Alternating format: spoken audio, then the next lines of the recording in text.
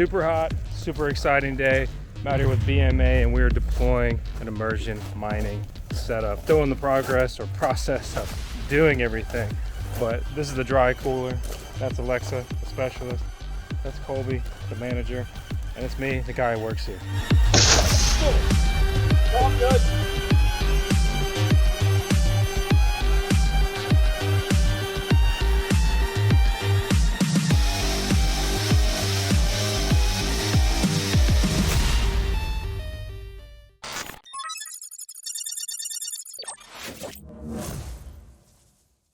This is so cool.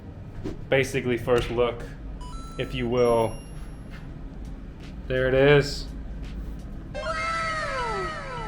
It's mining. 8 miners. 8 Bitcoin mining rigs. These S19s, we'll live in here forever. This is real immersion fluid. It's a real dry cooler. This is the real deal. This thing is so quiet. There is more noise inside of here from the freaking dry cooler than there is from 8 mining rigs. I mean, it's crazy. Really, like, my key takeaway of the install is, like, in the process, I'm like, I don't know. Post-install, you get that sense of relief, you're freaking done, and then you're also like, man, this is cool as shit. This is really cool. It's also very hot.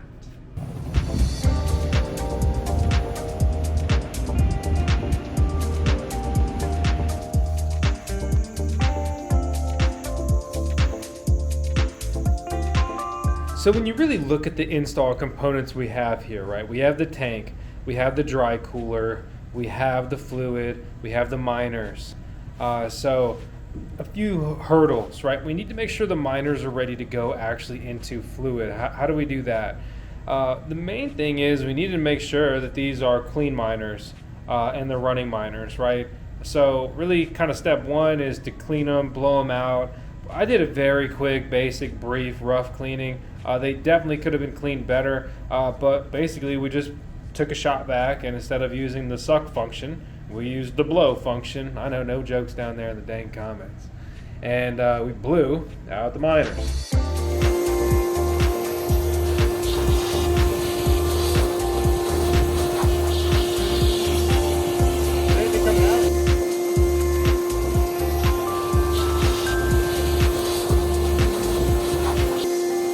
Good enough, right? Good enough. Then it's a great time to do a function check if you did not take the fans off. If you do take the fans off, then you'll want to do a function check prior, unless they're just coming straight out of a working, mining farm facility. Then we need to either install firmware for immersion, which is what I did because I did not have fan spoofers. Fan spoofers tell the miner S19 that the fans are on and working and everything's fine. Otherwise, it won't work because it's like, whoa, fans aren't working. Let's shut it down because we'll just fry ourselves. When it comes to Braiins, there's an immersion mode, and you check it, and the miner thinks that it's mining, and the fans are on, and it's good to go, whatever, it's fine. And what we did is use the Boz toolbox and deployed straight to the control board. This is basically private software at the time of recording this, publicly released, it's coming soon. And I didn't get like some kind of cool exclusive access to that. I was able to access that through BMA because they operate a major immersion mining facility, which is really cool. And I'm really thankful and fortunate to have had that opportunity with those guys. I could have also deployed with an SD card, but the consensus is that it's better to deploy direct to the board as opposed to an SD card because SD cards are prone to failing sometime eventually, and that means I'm going to have to undunk the miner and swap an SD card, which that's a lot for just such a simple component that should be easily accessible, but Bitmain doesn't really want you putting SD cards in there. They don't want their firmware bypassed. So that's that, a touchy subject. Clean miner, fans off, right? Because those are just pointless to have in immersion. Old school immersion setups, we would see them go in with the fans. Nowadays, it's better to just not. It's another thing to fail. It's another thing to just mess with the flow. It's in the way, waste power. See you later, get them off. So now our miners are essentially ready. To bring it back to the actual immersion setup, especially this DCX, we have a tub, right? We have the enclosure, there's a lid, we've got some hose lines, we have a dry cooler. So we've got to drill some holes in the wall.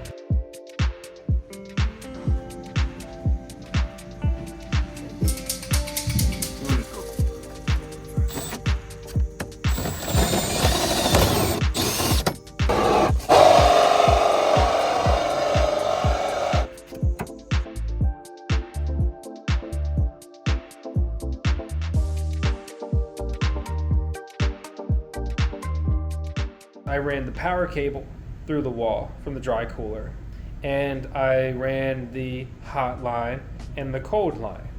And so that's our basic components set up. At that point, then we need to get the dry cooler down there, and we need to attach the hoses. A lot of hurdles were hit in this step.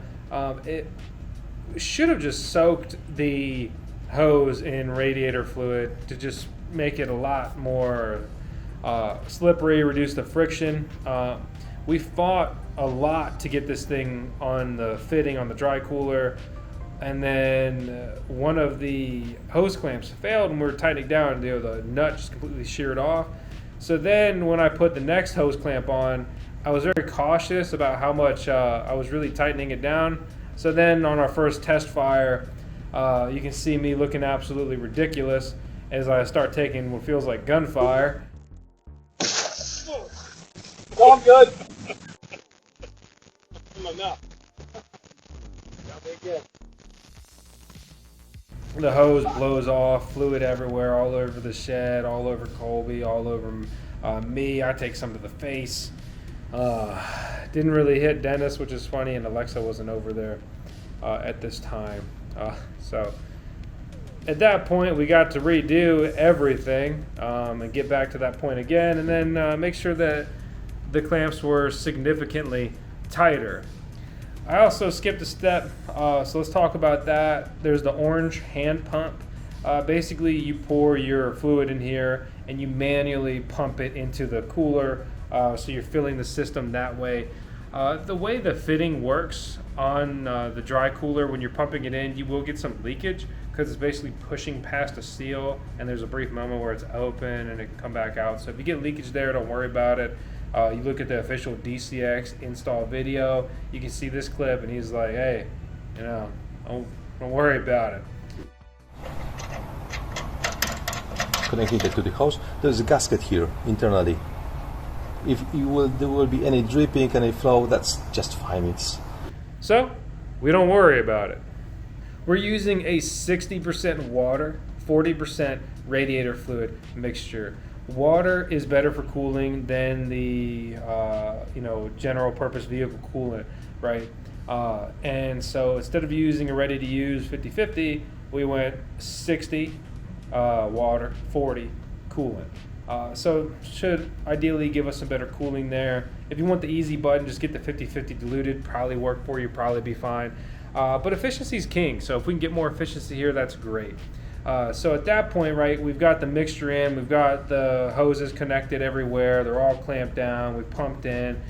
And remember, this is a dual loop system, so I'm running the dry cooler, I'm testing that, looking for leaks, making sure the hoses don't blow off again, without introducing immersion fluid anywhere, because this dual loop means one loop is basically the dry cooler coolant, and then the other loop is going to be the immersion fluid, which is DCX's immersion fluid. So that's good. And then at that point, we put the grate in and we attach these basically shrouds to the miners. And these shrouds are supposed to help direct the immersion fluid around in a better manner. And then finally, putting the miners in, and you're going to realize you're not going to attach both miners to this. They become ridiculously heavy at 2 miners. I see what you mean. This is like pretty hard to wield. Yeah. It's just one.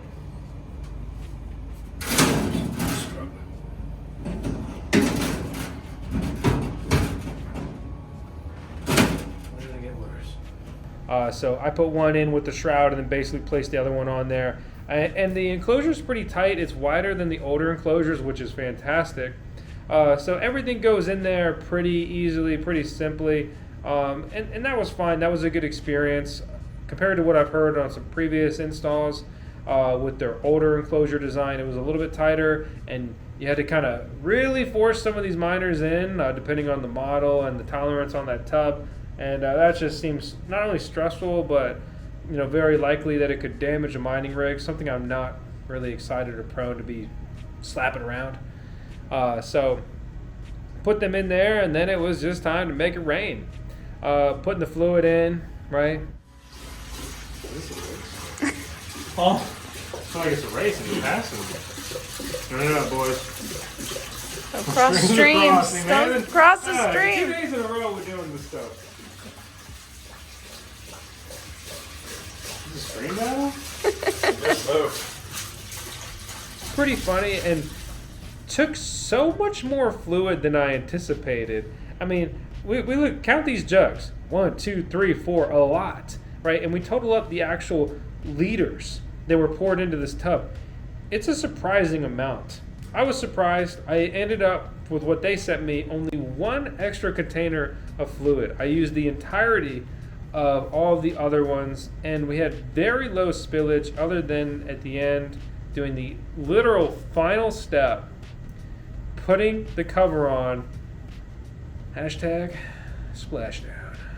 I want to know down in the comments below who you think dunked the lid into the tank. The last thing we did. As a reminder, I'm Drew Vosk, so let's just go by Vosk. Obviously there's Alexa, Miss Vosk, and there's Dennis and Colby from BMA, who are the operators of their immersion mining farm. And this is just for fun. But yeah, dump, pour, slow-mo. At first it was fun. Then it was kind of stressful with like the force of that fluid slapping, electronics and hardware. Then you're bored, and eventually you're done. After that, you're kind of cycling the pump. There's a pump function on the back of the machine where you can go from 1 to 2 to 3. In operation, it's running at 3, and you can kind of switch it around to help force some of those air bubbles out.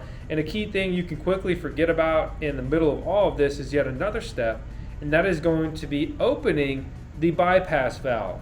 There is a valve on the back of this, and you need to push it probably the other way. No, down further. That handle, that's it. Like a pokey stick. Which way do you think it comes this It way? needs to go that way. It was upright, we pushed it over, that opened it, and at that point the system was open and the rising hot fluid, could go through the pump system and then come out the bottom as cool fluid.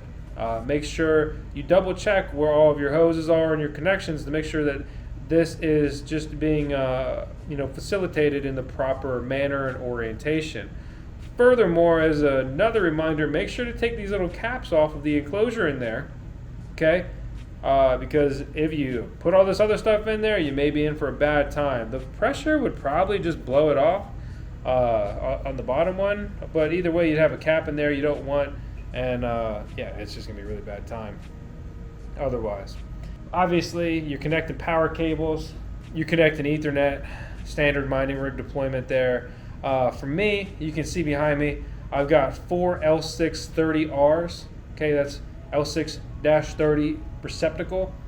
Each one is 30 amps, so I've got 4 30 amp PDUs plugged in, and each PDU is powering 2 miners here. I'm borrowing 2 APC PDUs, and the 4th one is actually just a junction box that can power 2 miners. And then I have 1 Triplite PDU. The Triplite PDU, it's just kind of junk. It used to work, and it's just been slowly failing over time. And now the second bank on it, it just can't hold like over even 10 watts consistently, which I think is ridiculous. So that keeps tripping with one of the miners. I even turned it down to like 2,000 or 2,200 watts. And it still is tripping. Everything else is running fine. I'm going to be changing these out to different PDUs here shortly. So that's, you know, an issue unrelated to the system. Really, that's just, I just have an old faulty, junky PDU from TripLight. So that's annoying. It's been like a week since the last time you saw me. I mean, look, the hair's coming in. And things have changed. I got something new in. Pretty cool, pretty exciting. It is the Altair PDU. And the coolest thing, like by far, so I reached out to him, asking him some questions about the PDU. I was searching around, saw it on eBay, Amazon, right? He's got a website. And I reached out to the owner, and he's like, you know, I watched your content. I saw you using like the TripLight and APC PDUs, and they just had way too many plugs for mining, and made his own custom version. And it's significantly cheaper. You go and buy these TripLights, they're several $100s more, $100 to $300 more most likely. And in my opinion, they're not as good. You may notice a big fuse, right? Coming out of bank too? Well, this thing's just faulty. Thanks to Dennis for loaning me these APCs. The APCs I used to have in the previous shed mining farm deployment always served me well. So this is pretty cool. These things cost like $100, and you can save some coin by punching the code VoskCoin. I opened an affiliate account with them, and he helped me source some power supplies, control boards. So Altair is super cool, and it's just nice to work with, you know, quality people in the mining space, because you can see this is still off. There's a little bit of footage of us working on this, and bad power supply over there. Gonna use it for parts, I guess, which is really just probably the fans at this point. But got some new control boards, some new power supplies, and this will let me fix a few miners I have that are down. In particular, got a Bitcoin miner with a bad power supply. I have a Nervos Network K7 Antminer ASIC miner that shares a control board with many Bitcoin miners. So I've got that control board in. It seems, I'm guessing, that control board has just shorted out. Happened the same time there was a thunderstorm. Unfortunately, some of the storms out here just rob my gear of their life. But to bring it back to kind of the video topic, what we're doing, so I'm gonna plug these in, just probably drop them on the floor, plug them up here on the outlets, and probably just screw them into the wall over here, and just have the plugs or the power cables come out the back as they're supposed to, run them up the wall, and then just, you know, bang, bang, bang, put some PDUs there, make it nice and tidy. I'm telling you, one day, I will get back to peak wire management, because if you have ever seen the old VoskCoin GPU mining rig builds, we actually had some, well, it was really just me back then. Obviously, Alexa has been helping along the way, you know, incredible, but when it came to putting most of the rigs together, it was just me there having fun tinkering, and it was just me, and I was like, you know, I'm gonna take my time, I'm gonna do some wire management. Was it the right choice? Did I miss a couple of the best days of Ethereum mining, messing around? Wire management? Probably. Oh, but those rigs, they look good. Some of my proudest creations. And I'm sick of how bad the wire management has been in the digital shovel air-cooled mining deployment. So that's high on the to-do list as well. I turned around when we were doing this deployment, and we were, you know, kind of we're wrapping up pretty much. I turned around, and Dennis is over there trying to manage my wires, because he's just like, it just was like one of those, you know, your friend or your family member, it's like they're just disappointed in you, you know? You're better than that! You used to fit in the palm of my hand. All right, got one plugged in. I'm a sucker for an LCD, or really a display of any type, right? Got miners booting back up. Got 3 more to go. Simple, effective packaging, right? But a heads up, I had to go back to my toolbox. I need to bring, I need to leave a set of tools out here. But they don't use cable ties, use zip ties. So make sure you got a pair of cutters. Good old vice grip. Oh yeah. Snip, snip. The key thing to note is all of these will come with the circuit breaker, the fuse really, the fuse here in the off position. So the best practice is to plug the miners in. You know, you got everything situated, you got everything plugged up. This is plugged in to the wall outlet. You know, that's an L630P, L630 plug that goes into an L630R, which is the L630 receptacle. And you got everything all plugged up, ready to go. Ka-chow! Then you turn it on like that. And then you got this nice little guard. That's a cool little thing. I genuinely appreciate that.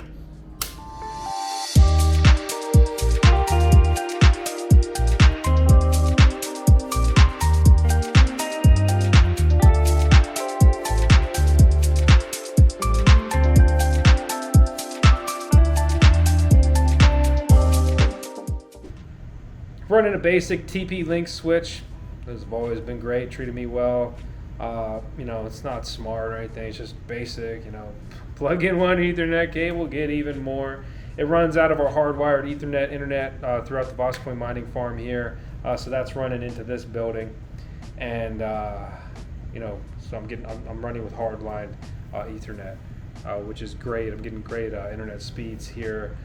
Because I have a hardwired internet service now. Verizon ran a line 3,000 feet, which is crazy from the road. Before that, I was using Starlink, which is quite literally on top of me right now. I've disconnected that service. I'm leaving the install there. I can always fire it back up at any time, even though they like bully and threaten you that there may not be space for you. Which that kind of behavior led me to waste literally thousands of dollars having Starlink deployed before I was ready out here with the mining farm and still needed the electricity and all that stuff. Very frustrating. Starlink has been a terrible company to deal with in my experience, but I do appreciate having a good satellite internet option, you know, for whatever that's worth. And that's really like the gist of like the overall recap and install, kind of working through all of that. Really, honestly, like overwhelming coming into it, even during the process. Huge relief being done. And then kind of in retrospect, it's not quite as intimidating or scary or hard as you may make it out to be. Immersion is a lot more approachable and attainable than I think many people may realize. Like, keep in mind, well, one miner is down right now, so I'm sitting in front of 7 mining rigs, and you probably hear the noise from that thing over there. Not the rigs behind me, if you hear really anything at all. The only noise I hear in this building that's like really kind of audible at all is the dry cooler for this that's on the outside. That's freaking crazy. And so that's very close. Obviously, this is just a quick plywood wall. Not much going on here. Classic American build structure. But this is Amish built, and they really did build this very nicely. 2x6 construction, straight 2x6s. I mean, they kill it. It's really nice. And so what's next? Like, there's no move in this. This is like 600 pounds or something ridiculous. It's incredibly heavy. And obviously, like, the hoses are cut and it's all set up. Like, this is never moving. I will never move this. This is here until the end of time. So, hey, grandkids, great grandkids, you can watch this video about Gramps talking about how he's never going to move this and see that he meant it. I'm serious. This wasn't designed for what I'm doing. This was designed for an air-cooled deployment, but I just never got around to that because we ended up getting the digital shovel mini pod in. And so at that point, you know, this led to that, other thing led to that, time goes by, and I'm like, all right, well, let's just run immersion here, make this the immersion shed, because I still haven't cut a bunch of huge holes in it. It's simple enough, makes sense. So I'm trying to minimize redoing, you know, anything I possibly can, right? So these are here, simple enough, they work, why not? And in a way, it's actually pretty cool because they're out of the way, so if immersion fluid does splash or something, the hardware, the plugs aren't really able to get splashed. Granted, they would have a cable in them, so. Not the most likely thing. Maybe I'm coping. But yeah, before I ramble on for freaking ever, 4 outlets there, 4 PDUs, and then I'll add another one to run the transformer. So when it comes to the transformer, why, right? Because I've got 120 volt, I've got 240 volt out here. I'm on single phase electricity. But basically the way this is designed is this is single phase 240, and it just doesn't really like that. So they call this power conditioning. This conditions the electricity to put it real simply, move in a way that this equipment was designed for and will enhance the longevity of it. And if you don't do that, the pump on the back of this can prematurely fail. This is the exact transformer that DCX recommends and even links out to on Amazon. So it's kind of a lot, and then it's also kind of simple. Definitely something overwhelming your first time. I hope this video footage, if you're thinking about doing this, either helps you make your decision, or you can even just refer to it for notes. Please ask questions in the comments. We're looking at the comments all the time. And if you want to connect with me and others, definitely join the VoskCoin Discord server. Join the VoskCoin Talk forum. I'm old school. I still like forums. Whatever. Got questions? Ask away. Obviously, DCX has their own support. You can contact them directly.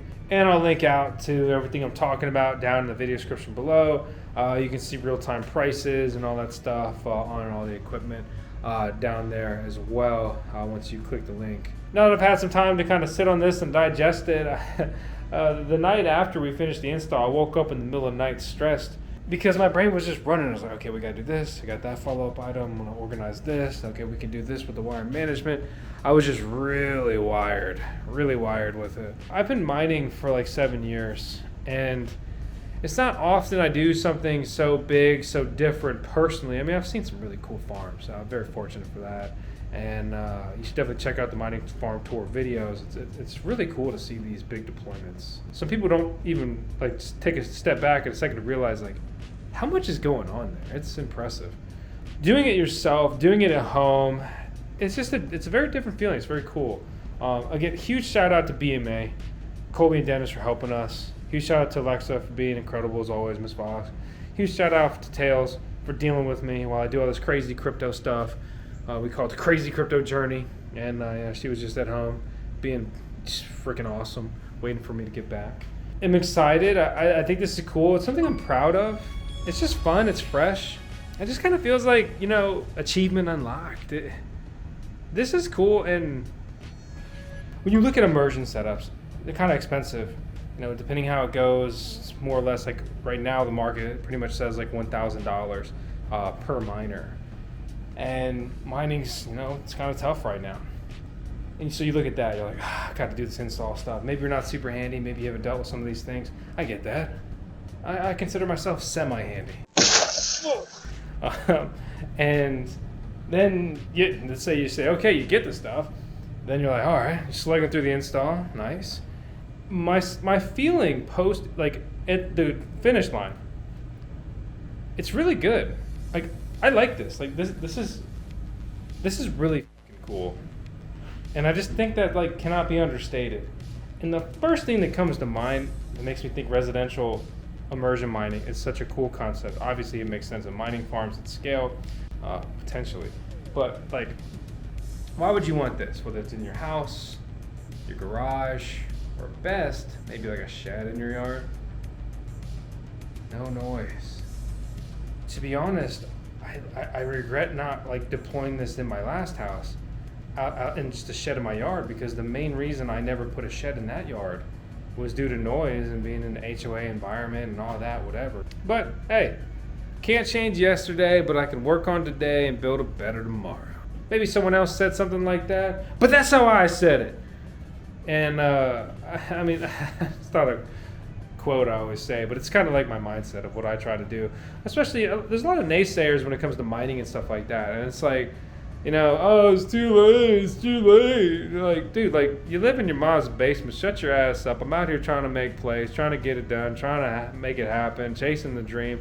And all you can do is talk some BS in a YouTube comment.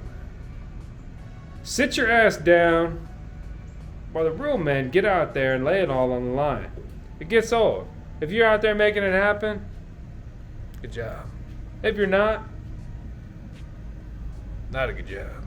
And my final thoughts are, at a glance, this seems like an advanced install. After working through it, I would consider it an intermediate install. It's not as bad as it seems. I'm also very impressed with DCX's build quality. I'm not just saying that because they sent me the rig, right? I'm serious. It's nice. It works. It's quality. There's a lot of things on their system that some of their competitors don't do. Little things, nice little touches, like putting these kind of like rubber asphalt-like feet on the dry cooler. Stands it off. I don't have to put it on anything, nothing. I dropped it on gravel, right? You can put it on a little bit of concrete or some pavers or whatever. Done, good to go. The closure's nice, looks good. Nice, simple, looks like a gray, like enamel paint or powder coating, whatever. It works. I got everything in the kit. I wish that I would have had the what's considered optional things like fan spoofers, so I wasn't forced into running Braiins for immersion software. But to be honest, I was thinking about deploying it anyway because it's well suited for this. I would also really like to see them include a basic rubber hose cutting tool. So we had that tool on site, wasn't a big deal, but I could see that being something that people would try to do with some tool that they shouldn't use. That's not that expensive of a tool when you're spending several $1,000s on a kit like this. I would love to see that included. But other than that, I mean, it's got what you need. Obviously, they're not going to send you power tools, so you should have some basic tools like that. But at the end of the day, this is really cool. I'm hyped. I'm excited. And above all, this gives me all kinds of performance options and capabilities with my Bitcoin miners and will improve their useful lifespan, especially with the tuning capabilities I get with Braiins. I can turn these way down, get them super efficient. And depending on the market conditions and the Bitcoin mining difficulty, that may be the best play. All I know is I'm just hodling for 100K. Hope I see you there. Hope I see you on the next video too. I'm Vosk. You're on the VoskCoin YouTube channel. We already had our 10 seconds of tails when I mentioned it earlier. Hope you enjoyed the video. Any comments, questions, concerns, whatever, drop them below. And if you are seriously still watching, you're incredible. Thank you for watching another video, or maybe your first video, all the way through.